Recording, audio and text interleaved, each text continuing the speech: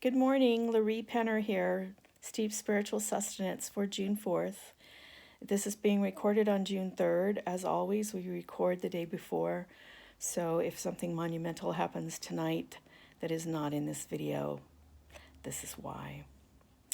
Today I'm reflecting on what Kristofer said in his SSS on June 3rd, and the Franciscan Blessing that he gave at the end. And one particular line stuck out to me. May you be blessed with enough foolishness to believe that you can make a difference. So I grew up in a very racially aware household.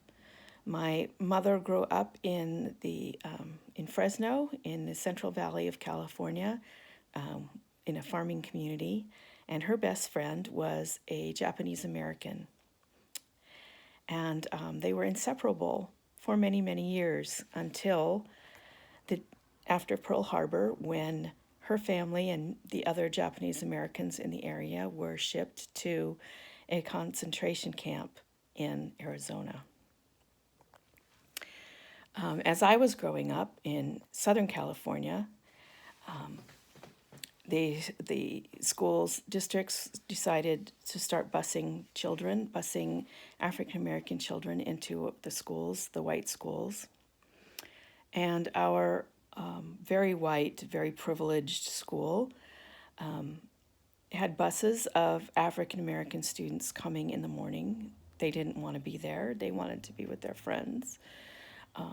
And they probably didn't want to be there even more when they saw a row of 5th and 6th grade children standing in front of the school, shouting epithets to them and trying to bar them from coming into the school.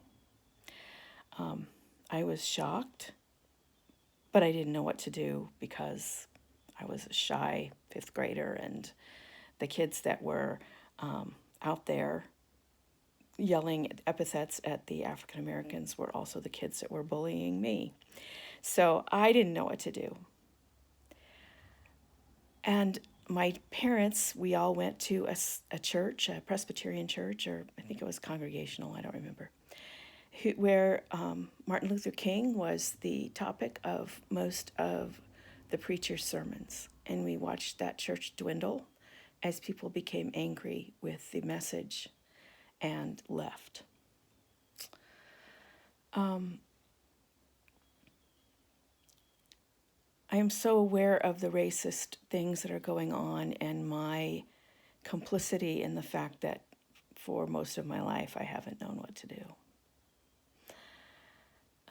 And I talked with my daughter-in-law about this, who is African American, and she expressed her frustration and her exhaustion when white people ask her what they should do.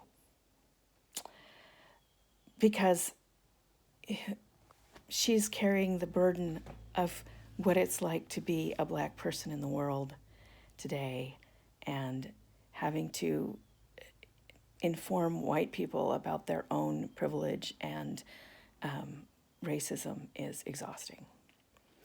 So I am trying, in my desire to be foolish enough to make a difference, to do the work that I need to do on myself to be able to make a difference. I am doing some reading. I have been reading literature about racism for a long time. A book I highly recommend is called Inheriting the Trade, which is about a young man who discovered that his family were slave traders in Rhode Island, and his journey, his pilgrimage with other family members on the triangle of slavery between Rhode Island and Ghana and the Caribbean. Excellent book. I am also trying to do what I can to speak out. I began with the lament last week. I am continuing that today to speak out in thankfulness that most of the protests last night were peaceful, in frustration with the way that the president's photo op was conducted when a colleague of mine was forced off the property with tear gas and grenade and those exploding grenades that make lots of noise. I know that there are a lot of other opinions about what is going on. I know that there are a lot of people that say all lives matter rather than Black Lives Matter, and indeed all lives do matter.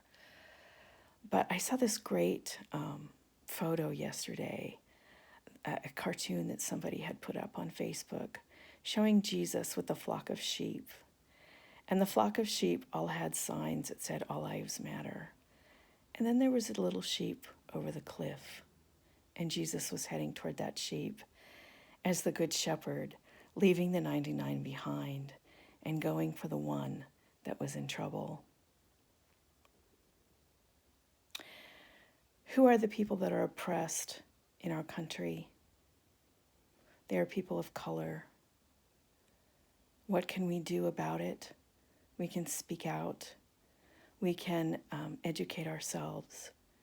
We can treat all people with love and dignity and caring, just as our baptismal covenant tells us to do, to respect the dignity of every human being. That's where we begin, and where God leads us in the foolishness of making a difference. From there, I look forward to finding out. Blessings.